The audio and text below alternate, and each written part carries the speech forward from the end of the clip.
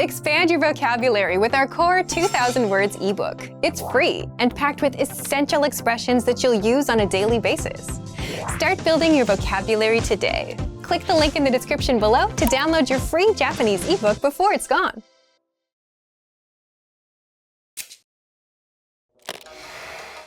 Imagine you're staying in your Japanese friend's house and you're invited to take a bath. What do? こんにちは、リサです。Lisa here. Anyone can learn how to take a Japanese-style bath. In this lesson, you learn how. Ben and Taichi are relaxing in the living room after the dinner. Let's watch. ベン、お風呂どうぞ。はい、ありがとうございます。第一、ベン君をお風呂場に案内して。わかった。最初にここでシャワーを浴びて、それから湯船に入って。わかった。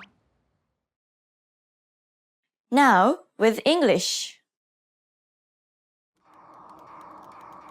ベン、お風呂どうぞ。はい、ありがとうございます。第一、ベン君をお風呂場に案内して。わかった。最初にここでシャワーを浴びて、それから湯船に入って。わかった。Here are the keywords from the scene.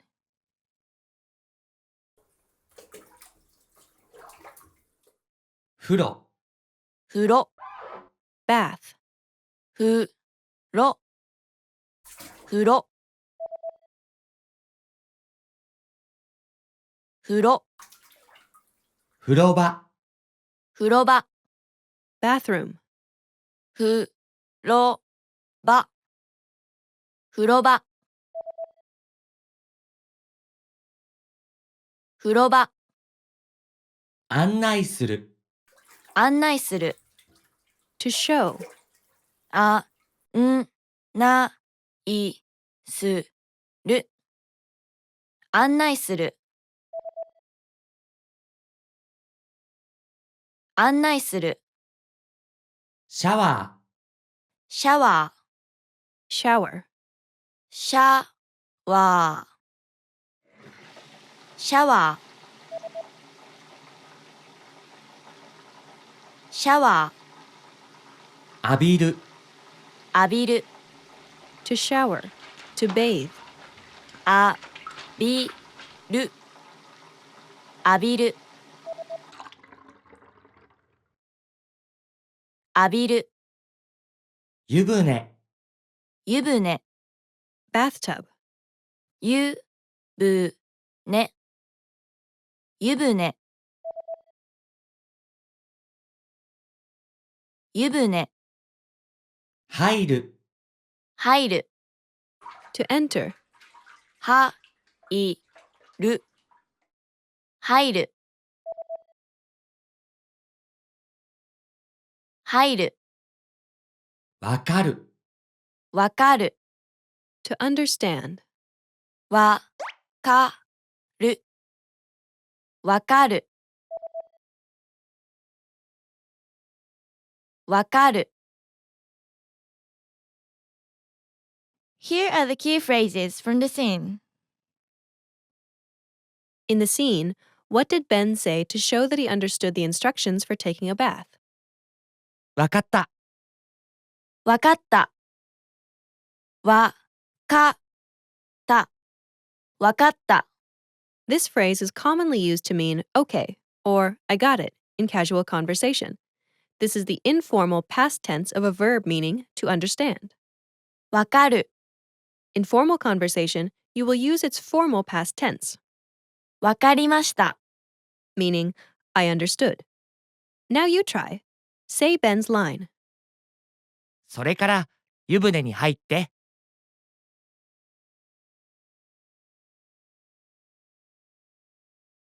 わかった。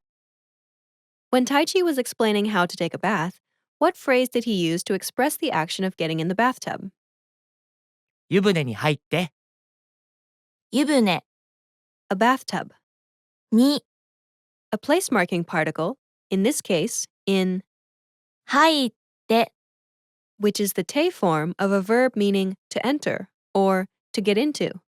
入る So, 湯船に入る literally means to enter a bathtub, but actually means to soak in a bath or to soak in hot water.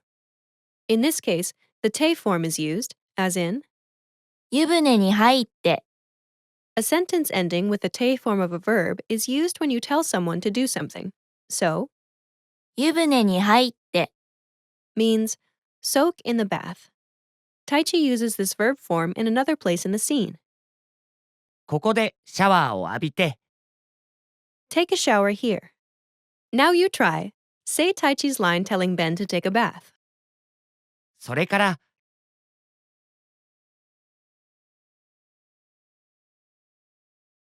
湯船に入って、 Now, the lesson focus. Here's how to take a Japanese-style bath.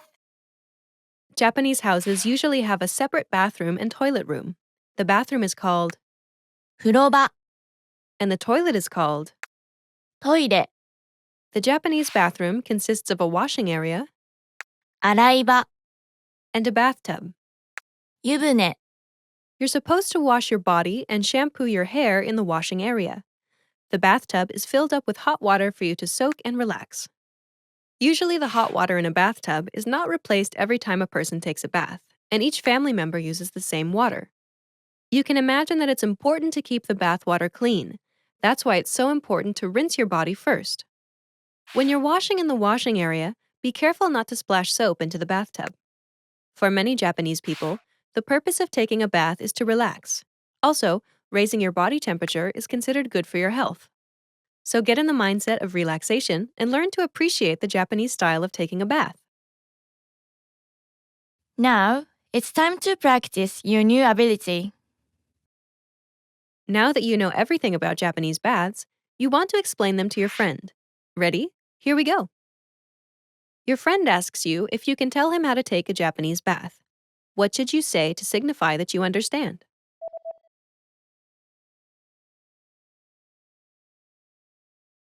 わかった You want to tell him to take a shower here. What do you say?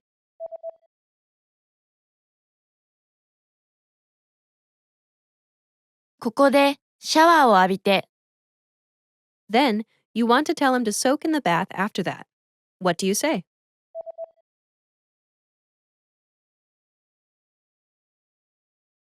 それから湯船に入って Great job.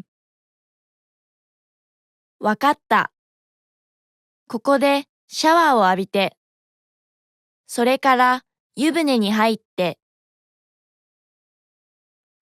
よくできました。Now, watch the scene one more time.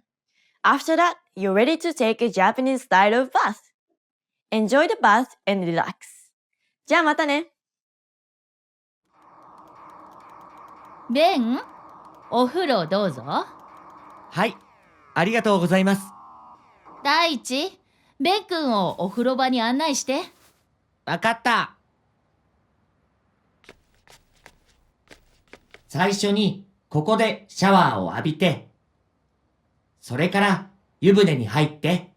わかった。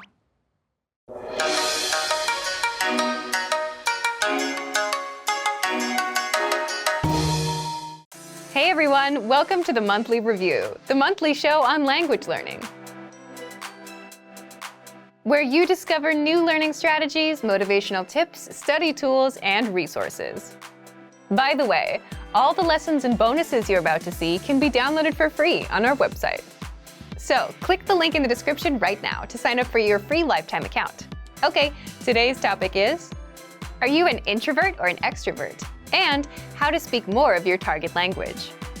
Since you're learning the language, then you're very much aware of the importance of speaking, which can be easy if you're an extrovert or hard if you're an introvert. So, how can you speak more if you're on the shy side?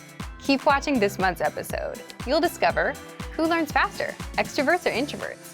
why learning a language can help you become more extroverted, and 5 ways to speak more, even if you're an introvert. But first, if you're looking for new free language resources and downloads, here are this month's new lessons and resources. Be sure to download these now before we take them down in a few days. First, the Sport and Exercise Conversation Cheat Sheet. Want to talk about fitness in your target language? You'll learn over 50 words and phrases for sports and exercise with this brand new cheat sheet. Second, the 40 words and phrases for ordering food writing workbook. With this free resource, you'll pick up must-know words and phrases for the restaurant and practice writing them out as well. Third, the top 12 April Fool's phrases. Want to be able to say some outrageous phrases in your target language for April Fool's Day? Then you'll want this April Fool's phrase list. Fourth, can you talk about your bones in your target language? Learn how to say words like skull, ribs, spine, and much more with this quick vocab bonus. Fifth, 20 must-know jewelry vocabulary. Do you know how to say earrings or necklace in your target language? If you don't, then this vocab lesson is for you. To get your free resources, click the link in the description below right now. They're yours to keep forever. Okay, let's jump into today's topic. Are you an introvert or an extrovert? And how to speak more of your target language. Part 1. Do extroverts or introverts learn languages faster? If you've ever wondered whether introverts or extroverts learn the language faster, there have been studies done on this. And as you'd expect, extroverts do have an advantage when it comes to speaking and overall conversational skills. Of course, these studies didn't take into account mistakes you may make, such as grammar, vocab, etc. And introverts? Introverts tend to observe and listen more, and tend to be better listeners. Do you agree with these findings? Leave a comment. So the key takeaway is they each have their own advantages. One has something that the other lacks. And that makes sense, doesn't it? If you speak less, your speaking skills will be weaker. And if you want to just speak a lot, you get good at speaking but miss out on the other skills, like listening and reading. So unfortunately, you can't really say who learns faster based on personality alone, just that each one has their advantages and disadvantages. But personality aside, success with a language will always depend on your attitude towards learning itself and how much time you put in. The person that has a better chance of becoming fluent will always be the one that puts in more time to learn, practice, get feedback, adjust with the feedback, and not so much about whether they're extroverted or introverted. But what if you're an introvert who wants to be able to speak more? Is there a way to become more extroverted? Part 2. How to speak more, even if you're an introvert. There are ways to become more extroverted, at least more than your usual self. How? Well, first, by learning a language. When you learn a language, you have a natural desire to connect with native speakers, even if you're shy. Also, native speakers tend to be very supportive and welcoming when you're trying to learn their language. So even if you're shy, it's kind of hard to stay shy in the long run when the people you speak with are so encouraging. In your native language, even if you know a million ways to start a conversation, you might not try to speak to someone because you're worried about whether you have something clever to say or the timing or some other social aspect. But in another language, where you may only know a few phrases, you're not bogged down by that. You just do the best you can with the few phrases you have. Plus, learning a language alone gives you a chance to reinvent yourself. To learn another language is to acquire another soul, as the quote goes. So, learning a language alone puts you on a path towards becoming more extroverted. But if you want specific tips, here are 5 ways to speak more, even if you're an introvert. Number 1. Learn how to listen like an introvert. How can this help you to speak more? Introverts tend to listen more, and the better listener you become, the better questions you can ask, which results in a more meaningful conversation, which also means more speaking time for you. So you can speak more, even if you consider yourself an introvert, by listening well and asking relevant and pertinent questions.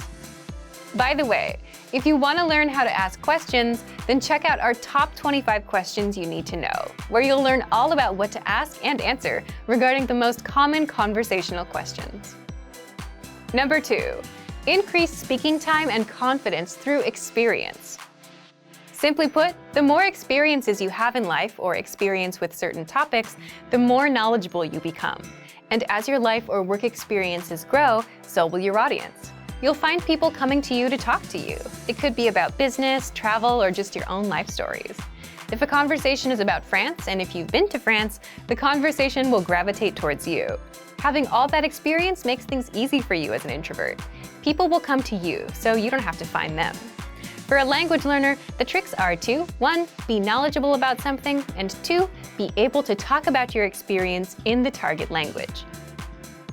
Number 3. Find the right audience. Imagine talking to someone that's not interested in learning languages. They'll give you 100 reasons why they can't learn, never reasons why it might work out for them, right?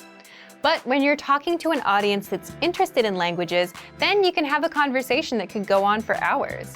So find the right audience to share with. With language learning, it means you need to find native speakers that share the same hobbies or interests as you. Number 4. Talk about what you know best. The introvert-extrovert dynamic also depends on how much you know about a topic and what you're most comfortable with. There are topics you may not know enough about, so you won't talk as much. But even the biggest introvert can become a confident speaker once you touch upon a topic they know well. That's where they shine. So if your goal is to be more extroverted, then focus on the things you know about. Or you can always gain experience in topics you don't know much about so you can speak more. Number 5. Create opportunities to speak. How? Well, it's hard to stop a stranger and start talking with them without any context, right? But what if you need help finding something at a store, or have a question about a dish at a restaurant? Then it's much easier since you're there with a purpose. So you can create these opportunities by going to a restaurant from the country that speaks your target language and speaking with the staff, or asking a taxi driver a question, or asking staff at an information booth a question. So to recap, if you want to speak more, even if you're an introvert, 1. Listen like an introvert. 2. Increase speaking time and confidence through experience. 3. Find the right audience. 4. Talk about what you know best. And 5. Create opportunities to speak. So thank you for watching this episode of Monthly Review. Next time, we'll talk about how tipping points will bring you closer to your language goals. If you enjoyed these tips, hit the like button, share the video with anyone who's trying to learn a language, and subscribe to our channel. We release new videos every week. And if you're ready to finally learn language the fast, fun, and easy way and start speaking from your very first lesson, get our complete learning program. Sign up for your free lifetime account right now. Click the link in the description. See you next time. Bye!3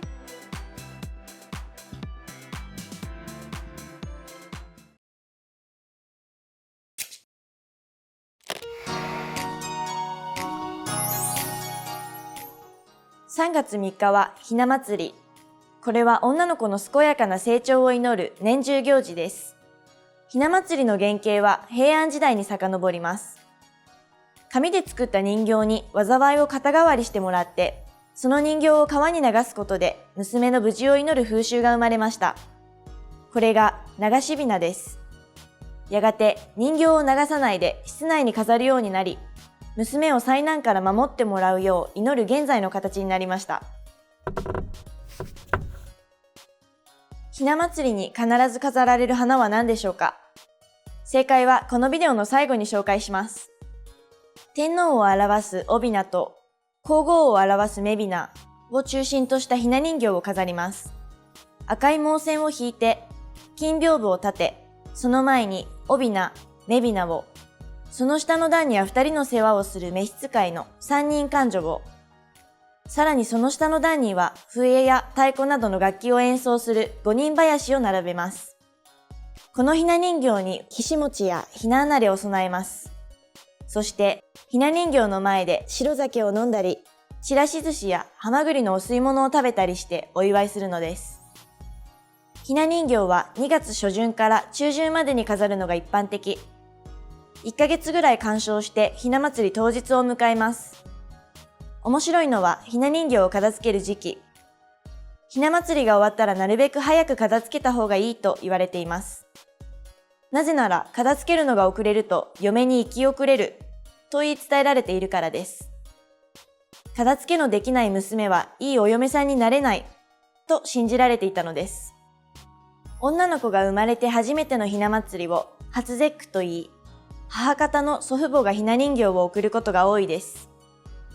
これには人形が身代わりとなり、可愛い孫娘には災いが降りかかりませんようにという願いが込められています。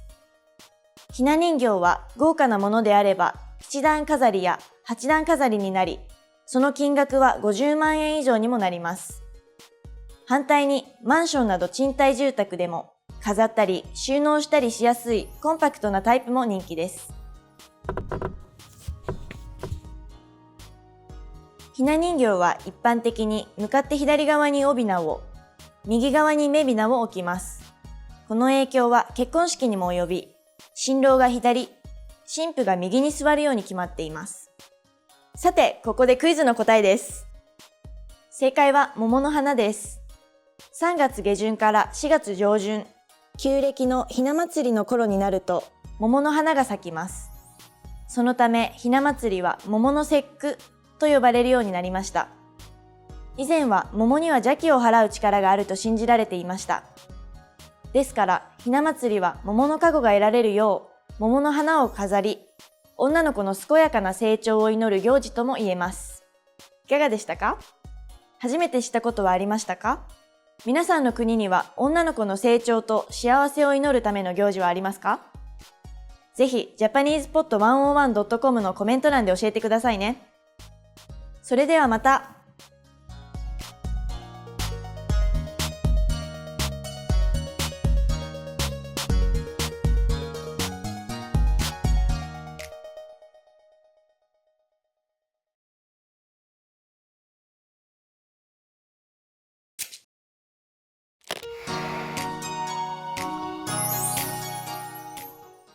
毎年3月14日はホワイトデー。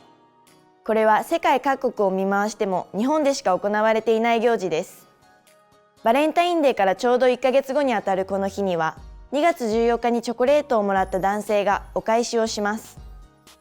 当初はマシュマロやキャンディーを贈る日として広がり、次第にその他のお菓子やアクセサリーなどを女性にプレゼントするようになりました。ホワイトデーを提唱したのはどんな団体でしょうか？正解はこのビデオの最後に紹介します。本命チョコにしろ、義理チョコにしろ、とにかくバレンタインデーにチョコレートをもらった男性は、お返しとしてお菓子などを贈ります。日本では昔から相手に何かを贈られたりしてもらったりした場合、お返しをするという風習があります。対人関係における礼儀正しさや律儀さを大切にする日本人ならではの発想と言っていいでしょう。ホワイトデーを楽しみにしているのは誰かといえば、もちろんバレンタインにチョコレートを贈った女性たちですね。愛の告白をした人はその返事に期待が高まりますし、義理チョコをあげた人もどんなお返しがもらえるのだろうとワクワクするもの。特に雑誌やテレビでは男は3倍返しといい、もらったチョコレートの3倍に値するお返しをすべきなどと勧めるので、女性たちはホワイトデーを心待ちにしています。恋人同士あるいは夫婦の場合、お菓子などの贈り物に加えて相手の女性が好みそうなアクセサリーなどを一緒にお返しすることも多いです。パートナーとの愛情を確認し合えるイベントの一つとして、またバレンタインデーと切り離せない行事としてホワイトデーも広く認知されています。ホワイトデーの元祖については諸説ありますが、福岡県の老舗菓子店が3月14日に白いマシュマロを売り出したのがきっかけだと言われています。さて、ここでクイズの答えです。正解は製菓業界です。バレンタインデーが定着するに従ってチョコレートのお返しをする日を作ってはどうかという案が出されました。2月14日近くになるとチョコレートの販売数が急増することから、さらなる売り上げを見込んでホワイトデーにはお返しをしようという宣伝活動を展開。それが徐々に浸透し定着しました。いかがでしたか？初めて知ったことはありましたか？皆さんの国にはお返しという文化はありますか？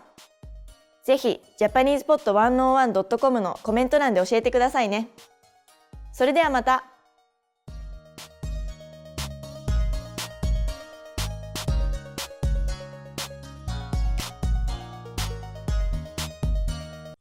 Hey everyone, welcome to the Monthly Review, the monthly show on language learning, where you discover new learning strategies, motivational tips, study tools, and resources. By the way, all the lessons and bonuses you're about to see can be downloaded for free on our website. So click the link in the description right now to sign up for your free lifetime account. Okay, today's topic is how to learn a language in 2022. If you're planning to learn a language in 2022, then this episode is for you, especially if you want to finally succeed with your New Year's resolution, instead of failing or giving up in the next week or two. That's why today you'll discover 1. The 4 critical steps you need to take when learning a new language, and 2. How to set goals and New Year's resolutions that won't fail you in 2022. But first, if you're looking for some free language resources and downloads, here are this month's new lessons and resources. Be sure to download these now before we take them down in a few days. First, the Using Opposites Conversation Cheat Sheet. With this new cheat sheet, you'll learn common opposite adjectives like near and far, hot and cold, and grammar rules on how to use these words in a sentence. Second, the How to Say Goodbye PDF Writing Workbook. With this printable PDF, you'll pick up some common parting greetings and be able to practice writing them out. Third, can you talk about cars in your target language? Learn how to say words like tire, windshield, headlights, and more with this quick vocab bonus. Fourth, must know words and phrases for public transportation. Learn how to say ticket, bus, train, and much more with this quick 1-minute lesson. Fifth, the 10 habits of highly effective language learners. Wondering which habits will help you succeed with language learning? Then check out this free lesson. To get your free resources, click the link in the description below right now. They're yours to keep forever. Okay, let's jump into today's topic. How to learn a language in 2022. Part 1. The 4 critical steps you need to take when learning a new language. Every time you start a new language, you should start with 1. Goals, 2. Anchor points, 3. Grammar, 4. Reading. What are these 4 steps, and why do you need them to succeed with language learning? Let's jump in. The first one is goals. Everything starts with a goal, but your goal itself can also lead you to failure if you don't set it the right way. So more specifically, you need to set small, measurable monthly goals instead of just, I want to learn a language and be fluent this year. We'll cover goals in the second part of this episode, so stay tuned. After goals, the second step is setting anchor points. What are anchor points? Imagine a small ship in the middle of a big lake. It's windy, lots of waves, and the ship is bobbing up and down, drifting all around. What would you use to stop the ship from drifting away? An anchor. And just like an anchor keeps the ship in place, anchor points keep you from drifting away from your language. So an anchor point is a connection to the language that keeps you attached to the language and motivated to learn the language. One great example is language school. Imagine you signed up and paid thousands of dollars up front. Paying that much would motivate you to make the most of your time there. It's also a big commitment, one that you can't easily back out of. And school dictates your schedule. You have to wake up early, you have to do homework. Your life revolves around the classes. And as such, language school and the language itself become anchor points that your life revolves around. Anchor points can also be family or a partner that speaks the language you're learning. You're around them, you're exposed to the language, so your motivation to learn gets a bit stronger. Buying a language learning program or textbook are also examples of good anchor points. You invested your hard-earned money, which means you're serious about learning. Plus, you want to make sure your investment doesn't go to waste, so you're more motivated. If you're wondering if you have any anchor points, you already have at least one. You're watching our lessons on YouTube, but the more anchor points you have, the stronger your motivation will be. So if you're into music or TV shows in your target language, those can serve as anchor points too. These are things that connect you to the language and add a bit of motivation to learn more, or at the very least, understand what you're watching or listening to. We covered goals and anchor points. What's next? The third step is you must have a good grasp of grammar of your native language. Now, you might wonder, if you're learning a new language, why focus on your native language? Well, as native speakers, the problem is we know what good grammar sounds like, but we can't explain how or why our language works the way it works. So if you don't have a good grasp of grammar, the backbone or the rules of a language, then you'll have a tough time learning a new language. You'll jump in and start learning words and phrases, but you'll never learn how to put them together and make sentences. That's a common problem beginners have. Now, if you already know the grammar of your native language, how do you apply that to your target language? For example, if you're an English speaker, and if you know that English sentences follow the subject, verb, object pattern, and if you know that languages have specific sentence patterns, then you'd go look at patterns. Then you'd have a good idea of how to create your own sentences, instead of learning random words first. Finally, the fourth step is reading. Reading is good simply because you can do it anywhere, anytime, and without a teacher. It's a skill you can get started on day one, on your own. Reading also tends to spill over into other areas. The more you read, the more words and grammar rules you come across, so you boost your vocabulary and grammar, which can seep into speaking and listening. If you read out loud, you're practicing two skills at once. Now, we've covered what you need: goals, anchor points, reading, and grammar. Setting anchor points, knowing your own grammar, and reading are simple enough, but how do you set goals that don't lead you to failure? Part 2. How to set goals and New Year's resolutions that won't fail you in 2022. The goal that you set can make or break your language learning journey. So setting the right goals makes all the difference between success and failure. Just think about all of the common New Year's resolutions. What comes to mind? Goals like, I want to be fluent someday. I want to speak the language. I want to lose weight. I want to save more money. These big, vague goals often lead to failure because you simply have no idea how to approach the goal and you don't know what you're aiming for. Instead, your goals should be small, measurable, and monthly. For example, speak 1 minute of conversation by the end of the month. Learn 100 words by the end of the month. Finish chapter 1 of your language textbook by the end of the month. If you're using our program, finish 20 audio lessons by the end of the month. All of these are small and specific. 1 minute, 100 words, 1 chapter, 20 audio lessons. This means that they're easy to reach, unlike something vague like fluency. They're also measurable. You know when you reach 1 minute. You can check if you know all 100 words or if you finished all 20 lessons. If you aim for fluency, you won't know when you hit it. It's too vague and too big of a goal, and it may take years to hit. Finally, all of these goals have a deadline, the end of the month. That would mean January 31st of this year. Deadlines give you a clear date to aim for, and without one, you'll forever be floating around without much progress. So set a deadline for the end of every month. So now that you know how to set small, measurable monthly goals, leave us a comment. What's your small, measurable monthly goal, and what's the deadline? So thank you for watching this episode of Monthly Review. If you enjoyed these tips, hit the like button, share the video with anyone who's trying to learn a language, and subscribe to our channel. We release new videos every week.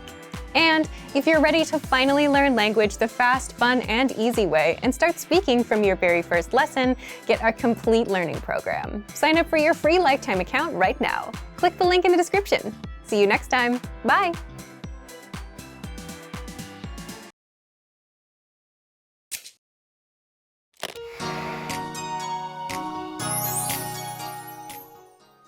月11日は建国記念の日です。建国を偲び、国を愛する心を養うための祝日です。日本の初代天皇が即位した日を日本の歴史が始まった日としてお祝いするようになりました。この祝賀行事は明治時代から始まり、紀元節と呼ばれています。建国記念の日のルーツとなった行事です。日本の初代天皇とは誰でしょうか？正解はこのビデオの最後に紹介します。世界の国々の多くは独立した日を建国記念日に制定していますが、日本は違います。昔、日本を統治していたのは天皇でした。代々の天皇をたどっていくと、なんと紀元前の神話の世界にまで遡ることができます。神に導かれて領土を拡大し、即位した初代天皇の存在を古来から日本人は敬意を持って語り継いできたのです。だからこそ、日本の歴史の始まりを初代天皇の即位した日と位置づけ、お祝いするようになったのです。各地で国の在り方や政治に関する講演会、シンポジウム、集会などが開かれます。天皇制に関しては賛否両論あり、近年では女系天皇制についての意見も分かれています。建国記念の日は国の在り方について有識者の見解を聞いたり、自分の考えを深めたりする機会となっています。明治天皇を祀っている明治神宮をはじめ、建国祭、紀元祭などの祭りを行う神社があります。神輿を引いて練り歩いたり、鼓笛隊が華々しくパレードを行ったりと、祭りの様子は様々ですが、古来から何千年という長い間、日本の発展に尽力した多くの先祖に思いを馳せ、これからの日本がますます繁栄するように願います。日本ならではの年代の数え方があることを知っていますか？それは後期といい、神武天皇即位の年を元年として数えます。ちなみに西暦紀元前660年が後期元年です。さて、ここでクイズの答えです。正解は神武天皇です。神武天皇の即位は日本書紀によると紀元前660年の旧暦元日、新暦の2月11日とされています。日本書紀は8世紀初めに編纂された書物で、現在の日本に残された中では最も古い歴史書。神武天皇は生まれながらにして聡明で強い意志の持ち主であったと記されています。いかがでしたか？初めて知ったことはありましたか？皆さんの国では建国記念日や独立記念日をどのようにお祝いしますか？ぜひ japanesepod101.com のコメント欄で教えてくださいね。それではまた。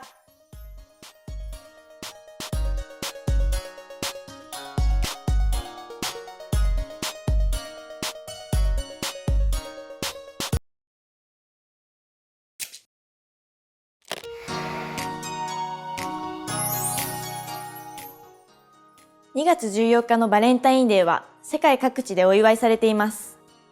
日本では女性たちにとっての一大イベント。なぜならこの日は女性が男性にチョコレートを渡し、愛を告白する日だからです。このように、もっぱら女性から男性に贈るという点と、チョコレートを贈るという点については、日本独自の習慣です。最近では、女の子の友達にもチョコレートを贈ります。では、このチョコレートを何と呼ぶでしょうか？正解は、このビデオの最後に紹介します。以前、日本では女性から愛を告白することをはしたないとして避ける風潮がありました。ですから好きな男性がいても、相手から愛を打ち明けられなければ恋愛を成就させることができなかったのです。そこでバレンタインデーは片思いの女性にとって愛を実らせる絶好の機会となりました。そして製菓会社の宣伝もあり、バレンタインの贈り物はチョコレートという日本独自の習慣が定着しました。女性は好きな男性にチョコレートを贈ります。すでに交際していたり結婚していたりする場合でも、彼氏や夫にチョコレートを贈って愛を伝えたり、日頃の感謝の気持ちを表したりします。日本のチョコレートの年間消費量の2割程度がバレンタインに消費されるというデータがあるくらい国民的なイベントなのです。恋愛感情がなくてもいつもお世話になっていますという感謝の気持ちを込めて、職場や学校などで接している男性にチョコレートを贈ります。これを義理チョコと呼びます。バレンタインデーは贈る側の女性がドキドキするのはもちろんですが、もらう側の男性も緊張の一日。特に若いうちは義理でもいいからチョコレートが欲しいと思う男性が多いです。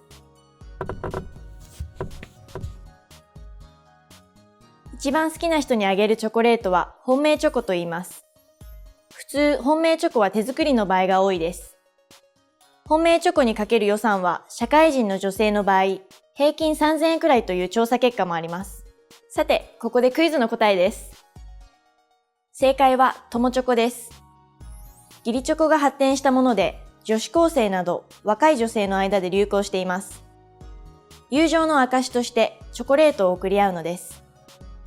バレンタインの時期には普段は買えない美味しくて可愛い形のチョコが販売されますから、お互いに贈り合って食べたくなってしまう女の子が多いのでしょう。いかがでしたか？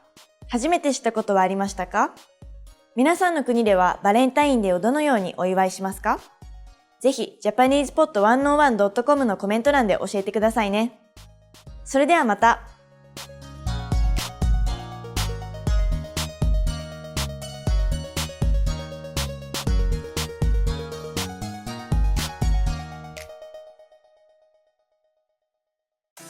Hey everyone, welcome to the monthly review, the monthly show on language learning, where you discover new learning strategies, motivational tips, study tools, and resources. By the way, all the lessons and bonuses you're about to see can be downloaded for free on our website. So click the link in the description right now to sign up for your free lifetime account.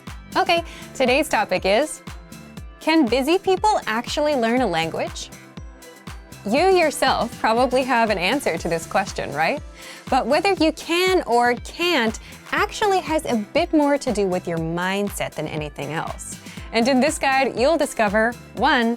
Is it possible for busy people to learn a language and the mindset needed? 2. Mental bandwidth, the one thing that can make or break your language goals. And 3. 5 mindset tricks to make time for language. But first, if you're looking for new free language resources and downloads, here are this month's new lessons and resources. Be sure to download these now before we take them down in a few days. First, the Talking Online PDF cheat sheet. Learn the must-know internet slang and all the internet-related vocab and phrases in your target language with this PDF cheat sheet. And second, the 40 words and phrases for ordering food writing workbook. With this free resource, you'll pick up must-know words and phrases for the restaurant and practice writing them out as well. To get your free resources, click the link in the description below right now. They're yours to keep forever. Can busy people actually learn a language? Part 1. Is it possible for busy people to learn a language and the mindset needed? So, can busy people actually learn a language? What do you think? Leave us a comment and let us know. As much as we want to say yes, it's more of a yes or no depending on the person. Why yes? Yes, because many of our members are busy and are learning with our system. And some of you who are watching also fall into this camp.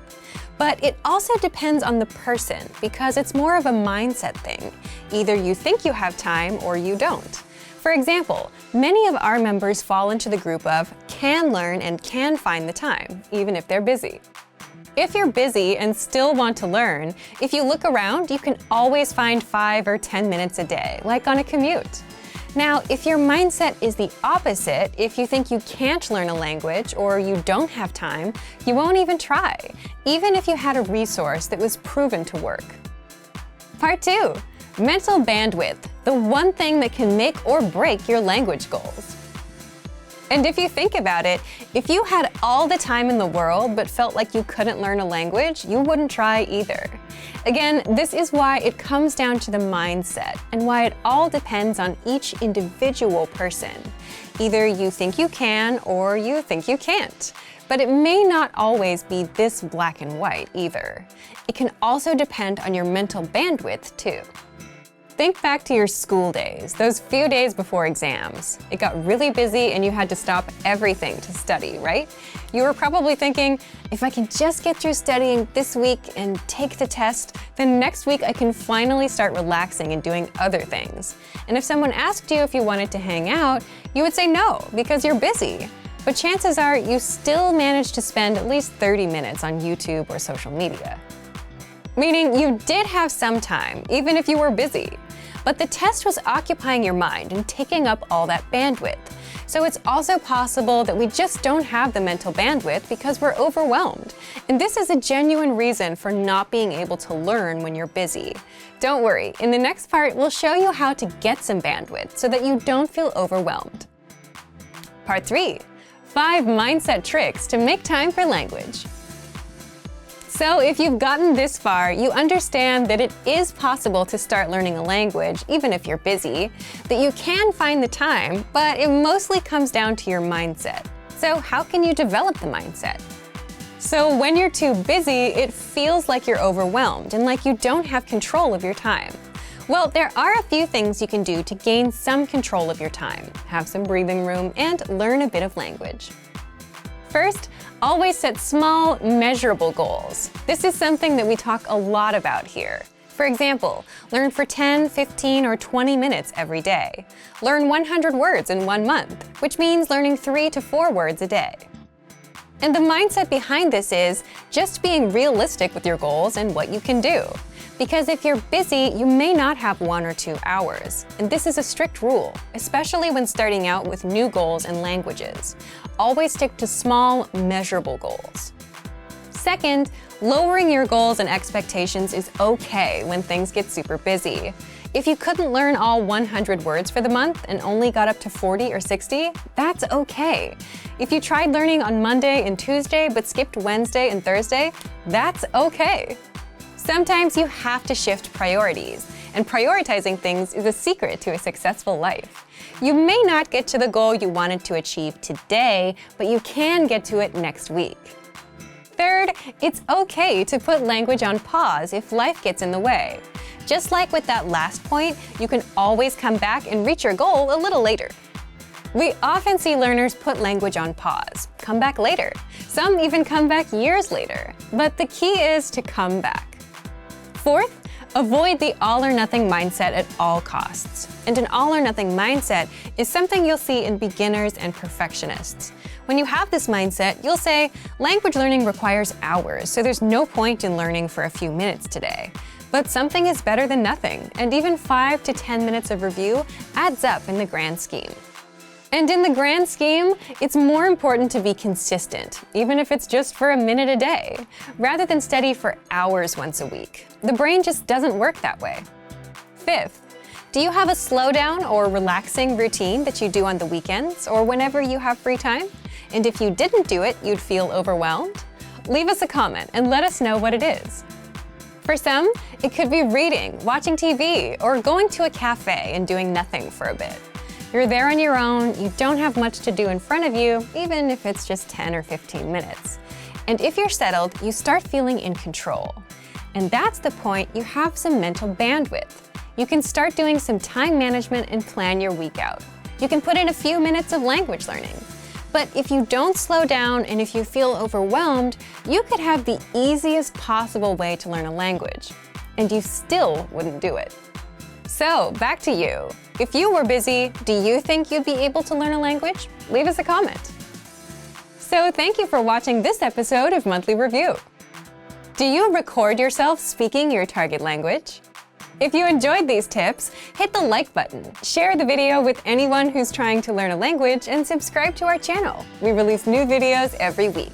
And if you're ready to finally learn language the fast, fun, and easy way and start speaking from your very first lesson, get our complete learning program. Sign up for your free lifetime account right now. Click the link in the description. See you next time. Bye!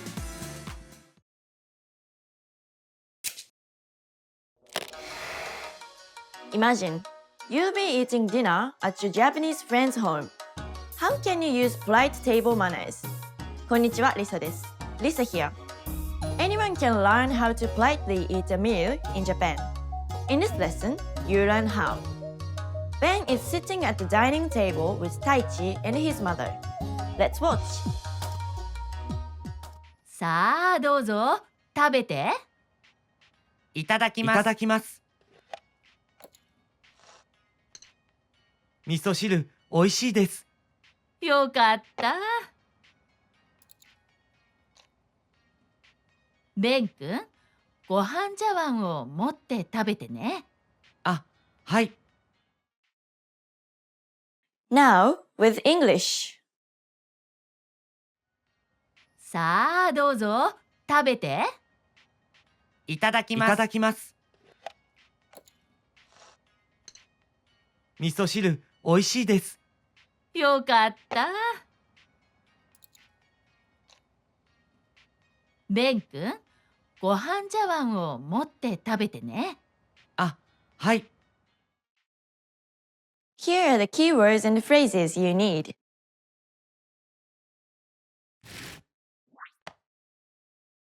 いただきます。いただきます。 I will start eating.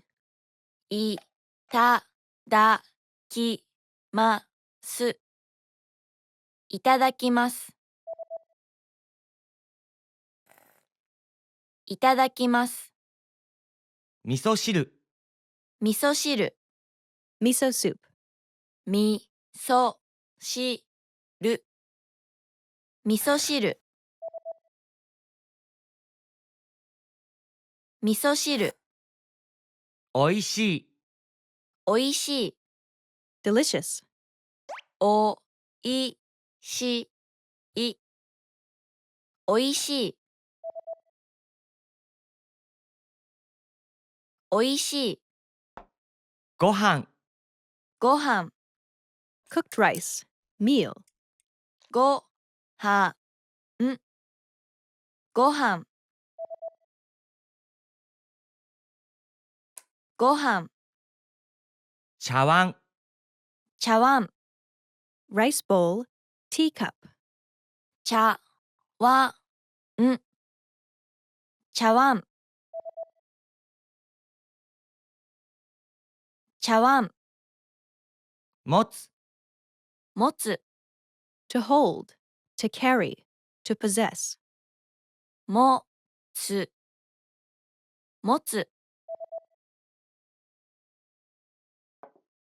持つ。良い、よい。 Good. Well. よい。よい。よい。ご飯茶碗、ご飯茶碗。 Rice bowl. ごはん茶碗。ご飯茶碗。ご飯茶碗。 Here are the key phrases from the scene. In the scene, what did Ben say to start eating? いただきます。いただきます。いただきます。いただきます。 This phrase is a greeting used before you eat. It comes from the verb いただく。 which means to get or to take something from someone of a higher status than you. This phrase can express your gratitude for receiving the food. Before you start to eat any meal at a home or a restaurant, you should say, いただきます。 well-mannered Japanese people even say it quietly when they eat alone. Now you try. Say Ben's line. さあどうぞ食べて。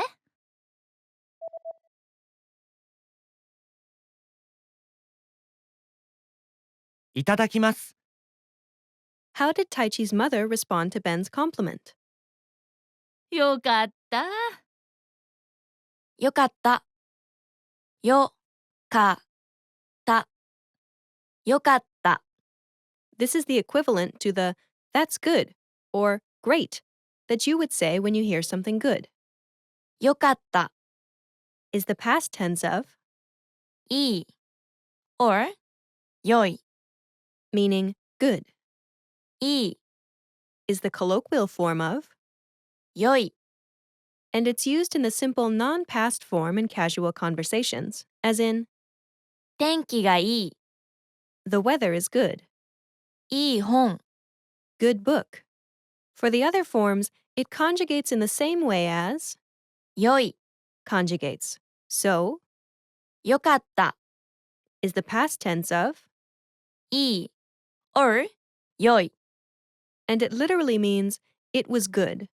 When you hear good news, you can say よかった。 to mean good to hear. Now you try. Say Taichi's mother's line after Ben's compliment. 味噌汁、おいしいです。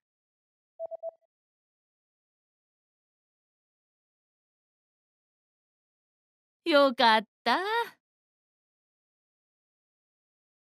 Now the lesson focus. Here's how to politely eat a meal in Japan. A typical Japanese meal at home consists of rice, miso soup, a main dish, and side dishes. It is typically laid out with the rice bowl placed by your left hand and the soup bowl placed by your right hand. There's a Japanese word for a set of rice, miso soup, and 3 dishes. 一汁三菜 Traditionally, it's said that this kind of set is a well-balanced meal. Do you know what order you should eat these things in? The traditionally polite way of eating is not to keep eating one thing until you finish it. Instead, you should try to move from dish to dish, only eating one bite of each before alternating. The goal is to generally eat everything at the same pace. Many people don't know that it's good manners to hold the bowl when you eat rice or miso soup. Put your thumb on the edge of a bowl and use the other fingers under the bottom to hold it. Leaving the bowl on the table and hunching over when you eat rice is not good manners in Japan. Also, you shouldn't put your mouth on the bowl and shovel rice into your mouth. However, when you have miso soup, you can put your mouth on the bowl and sip soup directly without using a spoon. Now, it's time to practice your new ability. You're at your friend's home, and you're going to have dinner with their family. Ready? Here we go. Dinner is ready, and it's time to start eating. What do you say?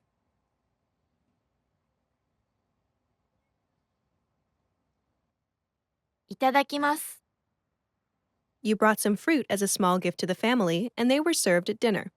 Your friend said that he really liked the fruit. How do you respond?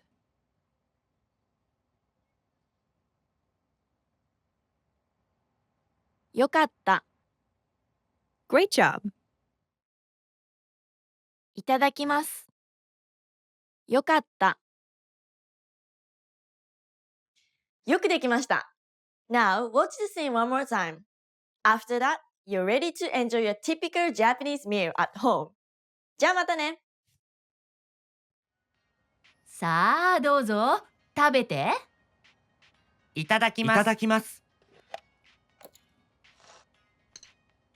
味噌汁、おいしいです。よかった。ベン君、ご飯茶碗を持って食べてね。あ、はい。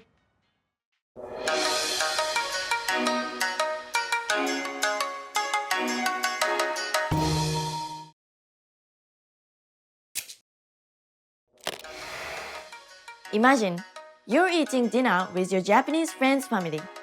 You remember hearing about good and bad chopstick manners, but forget which is which. What should you do? こんにちは、リサです。Lisa here. Anyone can learn how to use chopsticks properly. In this lesson, you learn how. Ben is eating dinner at his friend Taichi's home. Let's watch. ベンはお箸が上手ですね。ありがとうございます。この箸置き、きれいですね。ありがとう。太一、ダメ。それは寄せ箸。悪いマナーですよ。Now, with English. ベンはお箸が上手ですね。ありがとうございます。この箸置き、きれいですね。ありがとう。太一、ダメ。それは寄せ箸。悪いマナーですよ。Here are the keywords from the scene.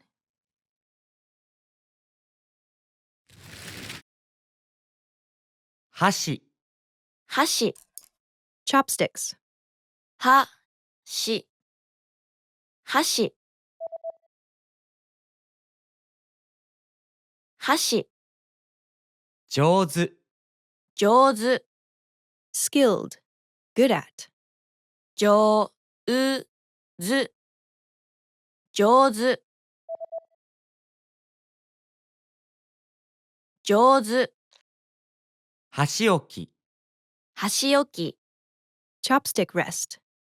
は、し、お、き、箸置き、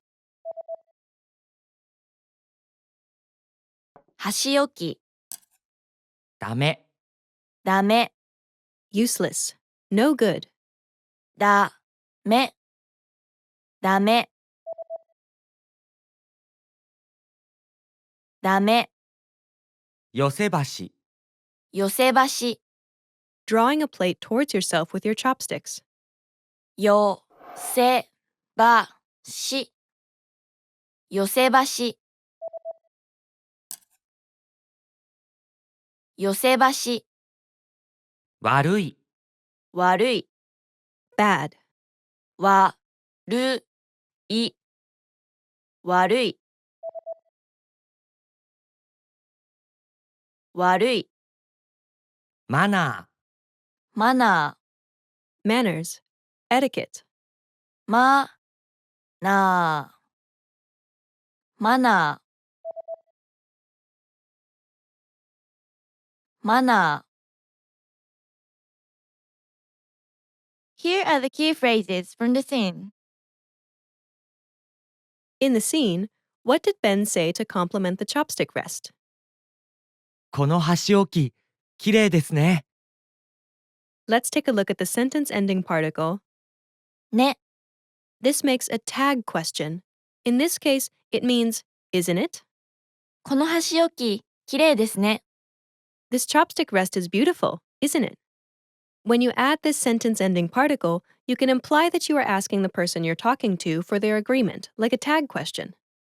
So, when you eat something good with your friend and want to ask if they agree, you say, 美味しいですね。 It's delicious, isn't it? Now you try. Say Ben's line. ありがとうございます。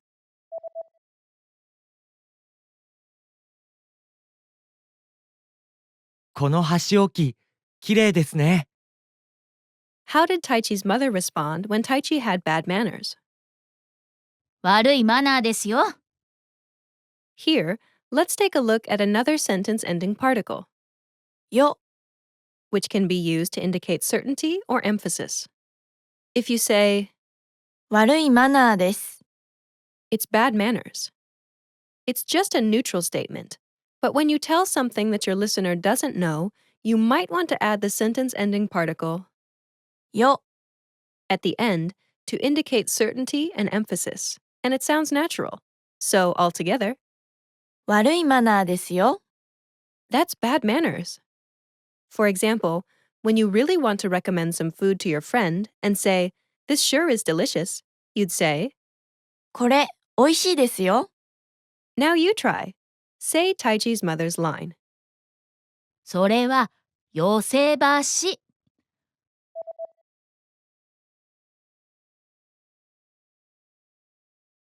悪いマナーですよ。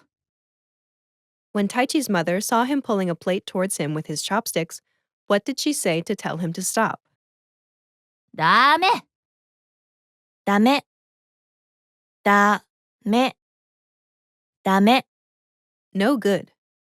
It's commonly used in casual conversation when you want to tell someone not to do something. So, if your friend asks you if it's okay to use your car, what do you say to tell them no? ダメ、 Now you try. Say Taichi's mother's line. 太一。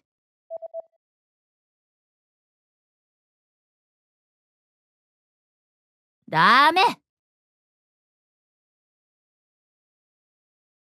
Now, the lesson focus. Here's how to use chopsticks properly. This is the proper way to hold chopsticks. Let's see how to do this step by step. Step 1.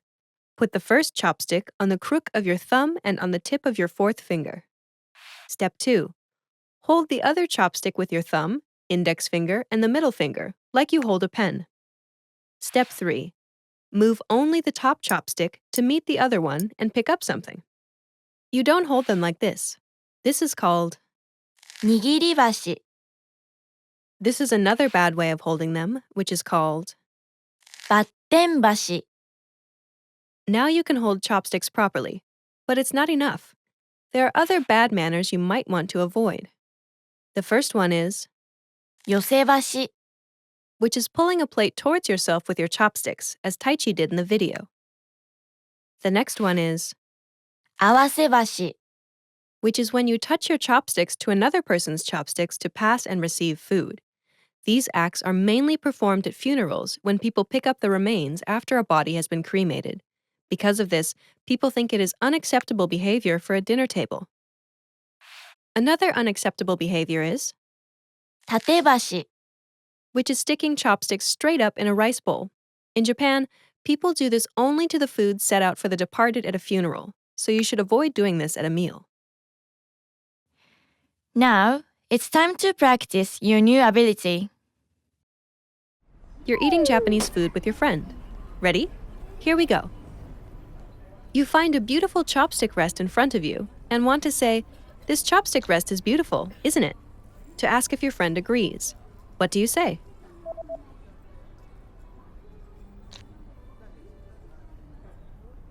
この箸置き、きれいですね。 When you see your friend acting rudely with chopsticks, how do you tell him not to do that?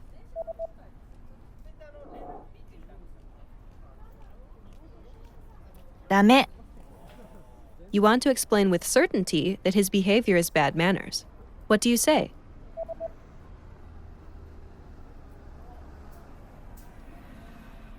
悪いマナーですよ。 Great job!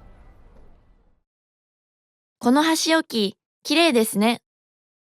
ダメ。悪いマナーですよ。よくできました。Now, watch the scene one more time. After that, you're ready to politely use chopsticks in Japan. じゃあまたね。ベンはお箸が上手ですね。ありがとうございます。この箸置き、きれいですね。ありがとう。太一、ダメ。それは寄せ箸。悪いマナーですよ。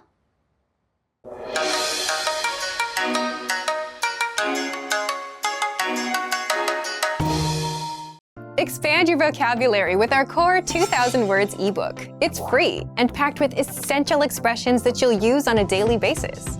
Start building your vocabulary today. Click the link in the description below to download your free Japanese ebook before it's gone.